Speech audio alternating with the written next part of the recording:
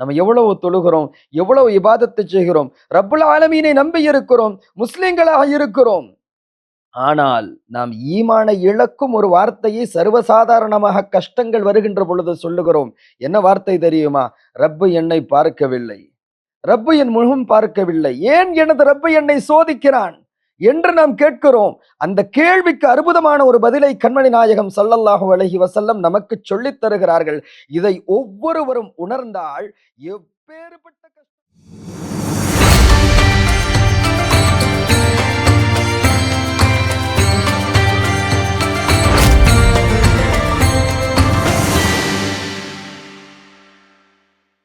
السلام عليكم ورحمة الله تعالى وبركاته. الحمد لله رب العالمين والصلاة والسلام على رسوله الكريم وعلى آله وأصحابه وأتباعه وذرياته أجمعين أما بعد. فقد قال الله تعالى في محكمه التنزيل وفي فرقانه المجيد بعد أعوذ بالله من الشيطان الرجيم بسم الله الرحمن الرحيم واصبروا إن الله مع الصابرين. பக்தரட்சகனும் சர்வ ஜீவ தயாபரனுமாக இருலோகம் படைத்த இறையோனை துதித்து அருள் நபிநாதர் கண்மணி தூதர் முஹம்மது முஸ்தபா ஸல்லல்லாஹு அலைஹி வஸல்லம் அவர்கள் மீதும் அன்னாரின் பரிசுத்த குடும்பத்தினர்கள், கிளையார்கள், தோழர்கள், அனைத்து நல்லடியார்கள் மீதும் ஸலவாத்தும் சலாமும் கூறி எனதுரையை துவங்குகிறேன். அல் ஜாமியத்துல் கௌசியா அறிவின் வெளிச்சம் நிகழ்ச்சியினூடாக உங்களை சந்திப்பதில் நான் மட்டில்லா மகிழ்ச்சி அடைகிறேன். கண்ணியத்துக்குரிய இஸ்லாமிய சகோதரர்களே, புனிதமான இந்த அமர்விலே உங்கள் முன் வெற்றியை தரும் பொறுமை எனும் மகுடத்தின் கீழ் சற்று உரை நிகழ்த்தலாம் என நான் விளைகிறேன். கண்ணியத்துக்குரிய பெருமக்களே, இஸ்லாம் உளவியல் தத்துவங்களை பலவிதமாக நமக்கு கூறி காட்டியிருக்கிறது. ஒரு மனிதனுடைய வாழ்வில் வரக்கூடிய பிரச்சனைகள், கவலைகள், இவைகளுக்கு அற்புதமான தீர்வுகளை இஸ்லாமிய மார்க்கம் வழிகாட்டியதை போன்று வேறு யாராலும், வேறு எவராலும், வேறு எந்த மதத்தினர்களாலும், எந்த மதத்தாலும் வழிகாட்ட முடியாது. அவ்வளவு தீர்க்கமான வழிகாட்டல்களை இஸ்லாம் நமக்கு தந்திருக்கிறது. அதில் ஒன்றுதான் இந்த உளவியல் தத்துவங்களில் மனிதன் தனக்கு வாழ்விலே ஏற்படக்கூடிய கஷ்டங்கள், பிரச்சனைகளிலிருந்து தீர்வு பெறுவதற்கான ஒரு தத்துவம் பொறுமை. இறைவன் தன் திருமறையில் அழகாக சொல்லி காட்டுகிறான், வஸ்பிரு, நீங்கள் பொறுமையாக இருங்கள், இன்னல்லாஹ மஅஸ் ஸாபிரீன். கண்ணியத்துக்குரிய பெருமக்களே, இதைவிட ஒரு கூலி எவராலும் கொடுக்க முடியாது. படைத்த இறைவனே உங்களுடன் இருக்கிறான் என்று இறைவன் சொல்லுகிறான். இன்னல்லாஹ, நிச்சயமாக அல்லாஹு தஆலா, எந்தவித சந்தேகமும் கிடையாது, மஅஸ் ஸாபிரீன், யாருடன் இருக்கிறான்? பொறுமையாளிகளுடன் இருக்கிறான். எல்லா மனிதர்கள் இருந்தாலும், எவ்வளவு படைப்பினங்கள் இருந்தாலும், அந்த மனித வர்க்கத்திலே பொறுமையுள்ளவர்களுடன் நான் இருக்கிறேன் என்று இறைவன் கூறுகிறான். இதன் யதார்த்தம் என்ன? கண்ணியத்துக்குரியவர்களே, ஒரு பிள்ளைகிட்ட தன் தந்தை சொல்றாரு, நீ பயப்படாம இந்த வேலையை பண்ணு, நான் உன்னோட இருக்கிறேன். ஒரு ஆசிரியர் மாணவரிடத்தில் கூறுகிறார், நான் உன்னோட இருக்கிறேன். இப்படி அந்தஸ்தில் உயர்ந்தவர்கள், ஒரு நாட்டின் தலைவர், நான் உங்களோடு இருக்கிறேன், நீங்கள் பயப்படாதீர்கள் என்று சொன்னால் ஒரு மன தைரியத்தையும் மன வலிமையையும் ஒரு மனிதனுக்கு கொடுக்கும். அதே போன்றுதான் இறைவன் எப்படியான ஒரு படைப்பினங்களில் ஒருவரின் மூலம் ஒருவருடைய ஒத்துழைப்பு நமக்கு கிடைக்கின்ற பொழுது எமக்கு தன்னம்பிக்கை வருகிறது என்று சொன்னால், கஷ்டங்கள், பிரச்சனைகள், துன்பங்கள் வாழ்வில் எழுகின்ற பொழுது நாம் பொறுமையாக இருந்தால் நிச்சயமாக அல்லாஹ் எங்களுடன் இருக்கிறான். அல்லாஹுடைய உதவியை மீறி எவராலும் உதவி செய்ய முடியாது. ரப்புடைய உதவி என்பது அவனிடத்தில் ஏமாற்றம் என்பது கிடையாது. தந்தை எவ்வளவுதான் நமக்கு சொன்னாலும், எங்களுடைய சகோதரர்கள் நான் உங்களுடன் இருக்கிறேன் என்று சொன்னாலும் குறிப்பிட்ட அளவுதான் அவர்களால் நமக்கு உதவ முடியும். ஆனால் அனைத்து படைப்புகளுக்கும் வல்லமை வாழ்ந்த ரப்புல் ஆலமீன் உங்களுடன் நான் இருக்கிறேன் என்று சொல்லுகிறான் என்று சொன்னால் அது பொறுமையாளிகளை பார்த்து இறைவன் சொல்லுகிறான். எனவே கண்ணியத்துக்குரிய பெருமக்களே, வாழ்வில் எழக்கூடிய பிரச்சனைகளின் பொழுது நாம் பொறுமையை கடைபிடிக்க வேண்டும். கண்மணியான நாயகம் ஸல்லல்லாஹு அலைஹி வஸல்லம் அவர்கள் கூறினார்கள், நம்ம எத்தனையோ பேர் சொல்றோம், எனக்கு இந்த சோதனை வருகிறது, இந்த பிரச்சனை, அந்த பிரச்சனை, பிசினஸ்ல பிரச்சனை, சொத்துக்கள்ல பிரச்சனை, பிள்ளை குட்டியால பிரச்சனை. நம்ம நிறைய பேர் சொல்லக்கூடிய ஒரு வார்த்தை, கடைசி வார்த்தை என்ன தெரியுமா? எவ்வளவு இபாதத்தை செய்கிறோம், ரப்புல் ஆலமீனை நம்பி இருக்கிறோம், முஸ்லிம்களாக இருக்கிறோம், ஆனால் நாம் ஈமானை இழக்கும் ஒரு வார்த்தையை சர்வசாதாரணமாக கஷ்டங்கள் வருகின்ற பொழுது சொல்லுகிறோம். என்ன வார்த்தை தெரியுமா? ரப்பு என்னை பார்க்கவில்லை, ரப்பு என் முகம் பார்க்கவில்லை, ஏன் எனது ரப்பு என்னை சோதிக்கிறான் என்று நாம் கேட்கிறோம். அந்த கேள்விக்கு அற்புதமான ஒரு பதிலை கண்மணி நாயகம் ஸல்லல்லாஹு அலைஹி வஸல்லம் நமக்கு சொல்லித் தருகிறார்கள்.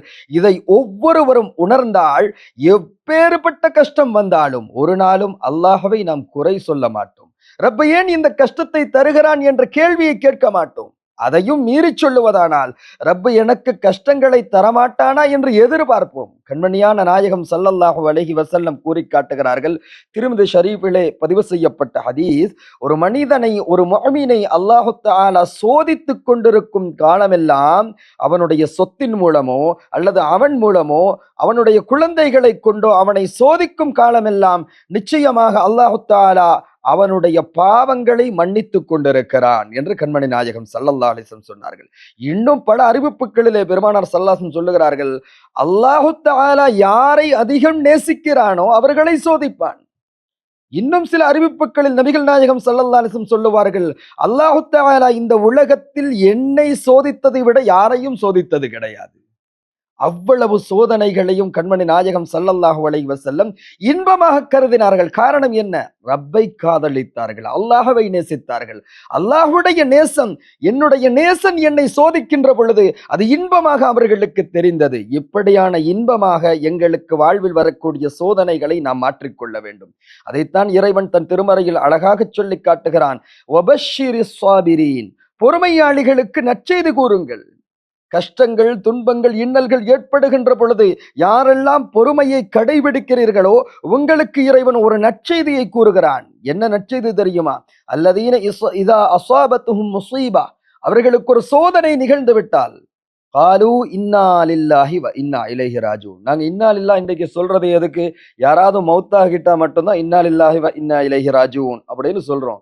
இன்னா லில்லாஹி வ இன்னா இலைஹி ராஜிஊன் என்ற வார்த்தையை நாம் விளங்கி வைத்திருப்பது ஒருவர் மரணித்து விட்டால் சொல்லுவது என்று. அப்படியல்ல சகோதரர்களே, உங்களுடைய வாழ்வில் எந்த கஷ்டங்கள் ஏற்பட்டு விட்டாலும் நீங்கள் சொல்ல வேண்டிய ஒரே வார்த்தை இன்னா லில்லாஹி வ இன்னா இலைஹி ராஜிஊன்.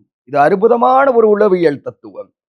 அது அப்படி என்றால் அதனுடைய அர்த்தம் என்ன? இன்னா லில்லாஹ், ஒரு மனிதனுடைய சொத்தை இழந்து விட்டான், குழந்தையை இழந்து விட்டான், அல்லது பொருட்களை இழந்து தன் வாழ்வில் நோய்கள், கஷ்டங்கள் ஏற்பட்டு விட்டது. இன்னா லில்லாஹ், நிச்சயமாக நாங்கள் அல்லாஹ்வுக்குரியவர்கள், அல்லாஹ்வுக்கு சொந்தமானவர்கள். வ இன்னா இலைஹி ராஜிஊன், நிச்சயமாக நாங்கள் அவனளவிலே மீளவிருக்கிறோம். இந்த வார்த்தை உணர்த்துவது என்ன? என்னுடைய சொத்து எனக்குரியதல்ல, என் குழந்தைகள் எனக்கு சொந்தமானவர்கள் அல்ல, என் வீடு வாயில் எனக்கு சொந்தமானதல்ல, இந்த இடங்கள் எனக்கு சொந்தமானதல்ல, என்னுடைய ரூஹ் எனக்கு சொந்தமானதல்ல. எல்லா பொருட்களும் அல்லாஹ்வுக்கு சொந்தமானது.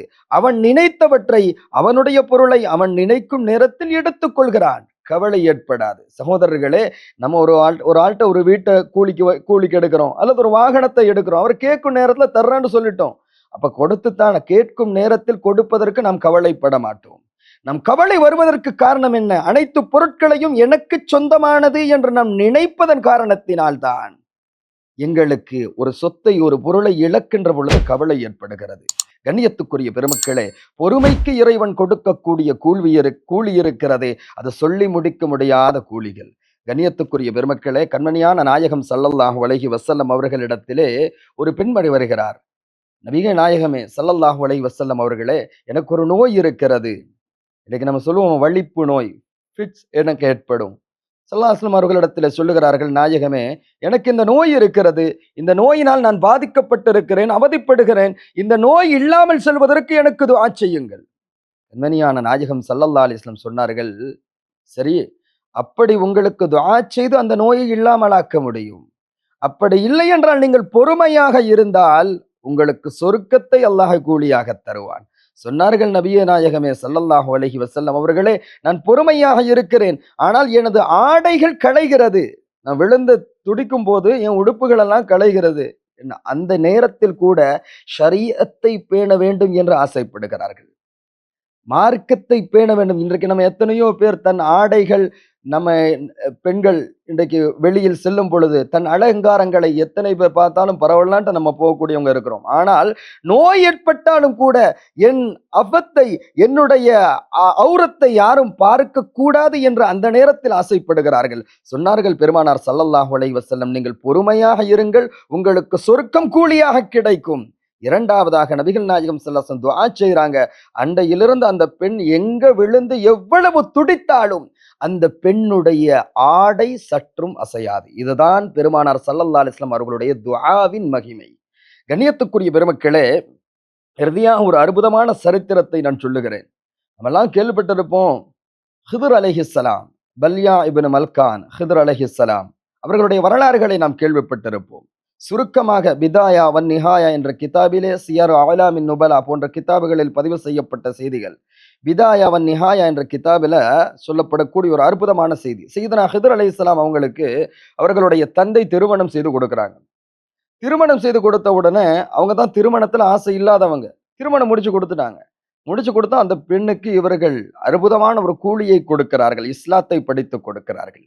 இஸ்லாத்தை போதித்து விட்டு சொல்லுகிறார்கள், இதை நீங்கள் வெளியே சொல்லக்கூடாது, உங்களுள் மறைத்து வைத்திருக்க வேண்டும். இறுதியில் நீண்ட சரித்திரம் சுருக்கமாக நான் சொல்லுகிறேன். அவங்க என்ன செய்றாங்க, இஸ்லாத்தை மறைத்தவர்களாக தற்பொழுது அவர்கள் வேலைக்கு அமர்த்தப்பட்டிருக்கிறாங்க. யாருடைய இடத்துல? தன்னை இறைவன் என்று வாதிட்டு கொண்டிருந்த அந்த ஃபிரௌனுடைய காலத்திலே, அந்த ஃபிரௌனுடைய வீட்டில் ஃபிரௌனுடைய மகளுக்கு அவர்கள் தலைவாரி விடக்கூடியவர்களாக இருந்தாங்க. அந்த பெண்மணி மாஷிதா பின்த் ஃபிரௌன், ஃபிரௌனுடைய மகளுக்கு தலைவாரி விடக்கூடிய பெண்மணியாக அவங்க இருந்தாங்க. இப்படி இருக்கும் காலகட்டம், காலம் கடந்தோடுகிறது. ஒரு நாள் சீப்பு அப்படியே கீழே விழுந்துருச்சு. பிஸ்மில்லாஹிர் ரஹ்மானிர் ரஹீம் சொல்லி எடுக்கிறாங்க. சொன்ன உடனே ஃபிரௌனுடைய மகள் திகைத்து விட்டாள். ஏன்? உலகம் முழுவதும் ஃபிரௌனைத்தான் இறைவன் என்று நம்பிக்கொண்டு, போலியாக நம்பிக்கொண்டு இருக்கிறது. ஆனால் அந்த குழந்தையும் அப்படிதான் நம்பிக்கிட்டு இருக்குது. இது என்ன புதுசாக ஒரு இறைவனுடைய பெயரை சொல்லுகிறார் என்று சொல்லி அந்த தாயிடம் கேட்கிறாங்க, என்னம்மா, ஃபிரௌன் தானே உங்களுடைய இறைவன்? அப்படி இருக்கும் பொழுது பிஸ்மில்லாஹ் என்று அல்லாஹ் இன்னொரு இறைவனின், இன்னொரு கடவுளின் பெயரை சொல்லுகிறீர்களே.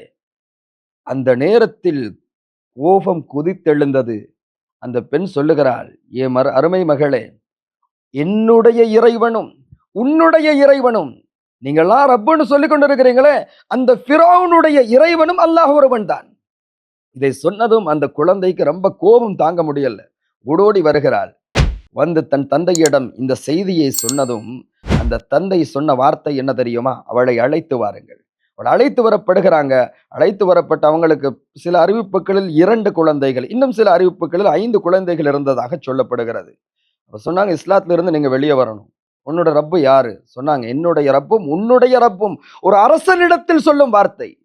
அனைத்து அதிகாரங்களையும் தன் கரத்தினுள் வைத்திருக்கக்கூடிய அரசனிடம் தைரியமாக சொல்லுகிறார், என்னுடைய இறைவனும் உன்னுடைய இறைவனும் அல்லாஹ்தான் என்று சொன்னதும் கடுமையான தண்டனைகள், சொல்லி முடிக்க முடியாத தண்டனைகள். இறுதியில் ஒரு பெரும் செம்பினால் செய்யப்பட்ட ஒரு பெரும் சட்டியிலே எண்ணெயை நிறைத்து கொதிக்க வைத்து தன் கண்கள் முன்னிலையிலே தன் குழந்தைகளை இழுத்து வந்து அந்த சட்டியிலே இடுகிறார்கள். அதை போடும் பொழுது அந்த குழந்தைகள் தத்தளித்து கொண்டு அந்த இடத்துக்கு போகும் பொழுது தன் தாயுடைய மனம் அல்லவா, தாயை பற்றி சமீபத்தில் ஜாமியத்துல் கௌசியாவின் ஊடாக வெளியிடப்பட்ட அற்புதமான ஒரு உண்மையான, எந்த முஸ்லிம் என்று மாத்திரம் சொல்ல முடியாது, தாய்ப்பாசம் உள்ள எந்த மனிதனுடைய உள்ளத்தையும் தட்டி எழுப்பக்கூடிய அற்புதமான ஒரு கவிதை, அற்புதமான ஒரு கசீதா வெளிவந்தது. எல்லோரும் பார்த்திருப்பீர்கள். அதனுடைய அர்த்தத்தை கேட்காவிட்டாலும் அதில் செய்யப்பட்டிருந்த சம்பாசனைகள், அதில் இருக்கக்கூடிய காட்சிகளை பார்க்கின்ற பொழுது மனிதன் மெய்சிலிர்த்து கண்ணீர் வடியும் அளவுக்கு அந்த ஏற்பாடுகள் இருந்தது. சகோதரர்களே, இந்த தாய் கண்ணீர் வடிக்கிறாள். அந்த குழந்தை சொல்லுகிறது, என் அருமை தாயே, நீங்கள் பொறுமையாக இருங்கள், கவலைப்படாதீர்கள். ஏன் தெரியுமா? இந்த உலகத்துல இந்த அதாபெல்லாம் இருக்கிறதே, அஹுவனுமின் அதாபில் ஆஹிரா, ஆகிரத்துடைய மறுமையுடைய வேதனை ஒப்பிட்டு பார்க்கின்ற பொழுது இது மிகவும் அற்பமானது. கை குழந்தை சொல்லுகிறது, பொறுமையாக இருக்கிறார்கள். பெருமானார் ஸல்லல்லாஹு அலைஹி வஸல்லம் சொல்லி காட்டுறாங்க, இந்த பொறுமைகளுக்கெல்லாம் அப்புறம் இவங்களும் அழிக்கப்படுறாங்க, இவர்களும் கொலை செய்யப்படுகிறாங்க. இவங்க சொன்னாங்க ஒரு வார்த்தையே, ஃபிரௌனே, கொடுங்கோலனே, நீ ஒரே ஒரு வாக்கு தரணும், என்னை கொள்ளு, எனக்கு பரவாயில்லை, என்னை கொல்லிட்டு என்ன செய்யணும் தெரியுமா? ஒரே கபரிலே எங்களுடைய குடும்பத்தினர்களை நீ அடக்கம் செய்து விட வேண்டும். அப்படியே ஒரே கபரில் அடக்கம் செய்யப்பட்டதன் பின்னால் கண்மணி நாயகம் ஸல்லல்லாஹு அலைஹி வஸல்லம் மிஅராஜ் செல்லும் பொழுது அற்புதமான ஒரு வாசனை வீசுகிறது. பெருமானார் ஸல்லல்லாஹு அலைஹி வஸல்லம் ஜிப்ரீல் அலைஹிஸ்ஸலாத்திடம் கேட்கிறாங்க, ஏ ஜிப்ரீல் அலைஹிஸ்ஸலாம் அவர்களே, அற்புதமான ஒரு வாசனை, இதுவரைக்கும் நான் கேட்டிராத, இதுவரைக்கும் நான் நுகர்ந்திடாத அற்புதமான வாசனையாக இருக்கிறது. என்ன வாசனை? சொன்னார்கள் ஜிப்ரீல் அலைஹிஸ்ஸலாம் அவர்கள், இதுதான் ஃபிரௌன் கொலை செய்தானே, அந்த கொலை செய்த அந்த அற்புதமான ஈமானுக்காக பொறுமையாக தன் உயிரையும் நீர்த்து தன் குழந்தைகளையும் இழந்தார்களே, அந்த பொறுமையாளிகளுடைய கபரு நாயகமே, அவர்களுடைய கபரு இன்னும் மணந்து கொண்டிருக்கிறது, அற்புதமான வாசனை வீசிக்கொண்டிருக்கிறது என்பதை நபிகள் நாயகம் ஸல்லல்லாஹு அலைஹி வஸல்லம் இதன் மூலம் உணர்த்தினார்கள். இதனால் தான் இறைவன் வலிமார்களை பற்றி சொல்லுகின்ற பொழுது, வலிமார்கள் என்பவர்கள் பொறுமையாக வாழ்ந்து வாழ்ந்து வாழ்ந்து எத்துணை துன்பங்கள் வந்தாலும் எனது நேசன் என்னை நேசிக்கிறான், எனது நேசன் என்னை சோதிக்கிறான் என்ற நோக்கத்திலே அவர்கள் வாழ்ந்ததனால் இந்த உலகத்திலும் மறுமையிலும் அல்லாஹ் அவர்களுக்கு நற்செய்தியை கொடுத்தான். அந்த நற்செய்தி தான் இது போன்ற ஏற்பாடுகள். எனவே கண்ணியத்துக்குரிய பெருமக்களே, நாம் அனைவர்களும் வாழ்வில் ஏற்படக்கூடிய அனைத்து விதமான துன்பங்களிலும் மிகவும் பொறுமை காத்து நாம் வெற்றியாளர்களாக மாறுவதற்கு வல்ல ரஹ்மான் எங்கள் அனைவர்களுக்கும் அருள் புரிவானாக. ஆமீன் ஆமீன். வல்ஹம்துலில்லாஹி ரப்பில் ஆலமீன். அஸ்ஸலாமு அலைக்கும் வரஹ்மத்துல்லாஹி வபரகாத்துஹு.